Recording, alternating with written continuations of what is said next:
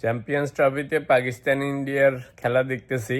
তো পাকিস্তানের ইনিংস শেষ হয়েছে, পাকিস্তান 241 করেছে।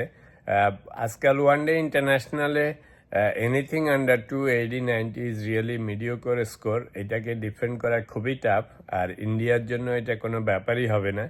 তো একটা মজার ব্যাপার লক্ষ্য করেছি, সেটা হচ্ছে যে পাকিস্তান এবং বাংলাদেশের গত 20-30-40 বছরের ক্রিকেটিং হিস্ট্রিতে সবচেয়ে বড় প্রবলেমই হচ্ছে ব্যাটিং। এরা সবসময় ব্যাটিংয়ের জন্যই ডুবে, নাহলে বোলিং কিন্তু সবসময় ভালো। কেন জানি পাকিস্তানের ব্যাটিংও খুবই আনসার্টেন।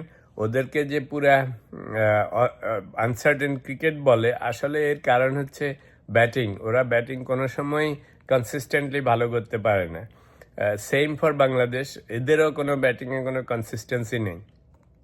একটা মজার কোইন্সিডেন্স হচ্ছে, বাংলাদেশ যদিও পাকিস্তানের সাথে লিবারেশনের পর থেকে আসলে তেমন কোনো যোগাযোগ ওদের নাই, কিন্তু ক্রিকেট এবং পলিটিক্স এই দুইটা জিনিস পাকিস্তানের যেরকম আমাদেরও সেরকম। ওদের ক্রিকেটে ব্যাটিংয়ের অবস্থা সবসময় খারাপ, বোলিং মোটামুটি ভালো, আমাদেরও তাই।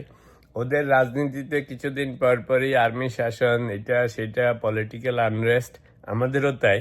তো আমরা সব কিছুতে পাকিস্তানকে অ্যাভয়েড করে চলি স্বাধীনতার পর থেকে, কিন্তু এই দুইটা বোধহয় আমাদের রক্তে মিশে গেছে, এখান থেকে আর মুক্তি নেই।